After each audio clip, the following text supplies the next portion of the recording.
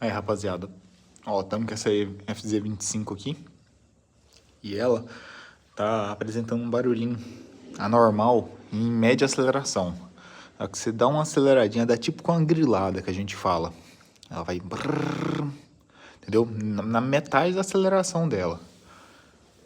Como eu verifiquei que tava tudo certinho, que essa moto aqui, ela chegou pra mim pra fazer uma substituição do prisioneiro dela que tava quebrado. Eu fiz a substituição, tudo, só que ela ficou com esse barulhinho.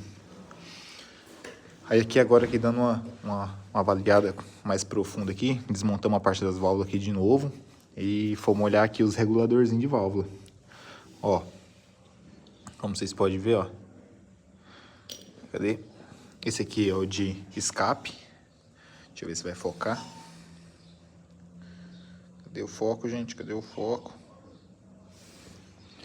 Deixa eu ver se vai focar aqui, pera aí. Ó, não vai focar direitinho não, mas vai dar pra ver, ó lá, ó. Esse aqui é o de escape, tá perfeito. Esse xizinho aí, ó, é o trabalho da válvula que faz. A válvula tava regulada de um jeito, depois regulou de outro, e por isso que ficou esse X, entendeu? Mas como você pode ver, ó, tá perfeito, ó. Perfeitinho, ó. Nada de deformidade. Agora, o da válvula de admissão, olha pra você ver como é que ele tá. Eu só vou conseguir focar. Olha lá, ó, tá vendo, ó? Tá todo deformado, ó. Aí isso aqui é o seguinte.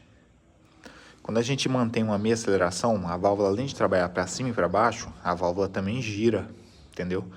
Aí era essa hora. A válvula pegava e girava. A válvula acaba girando e cai num ponto que fica mais folgado. Aí faz mais barulho no motor. Aí que agora eu vou só dar uma recuperada nessa pontinha. Não vou trocar a peça, vou só recuperar aqui a pontinha e deixar ela perfeita e montar. Só que a cabeça da válvula também vai estar marcada. O correto aqui, infelizmente, vai ter que ser abrir depois de novo o motor para substituir a válvula. Mas vamos ver quanto tempo vai durar dessa forma que eu vou fazer aqui agora. E é isso aí, rapaziada. Qualquer dúvida é só deixar nos comentários aí. Se gostou do vídeo, esclareceu alguma dúvida seu aí, deixa o like, se inscreva no canal. E é nóis, hein?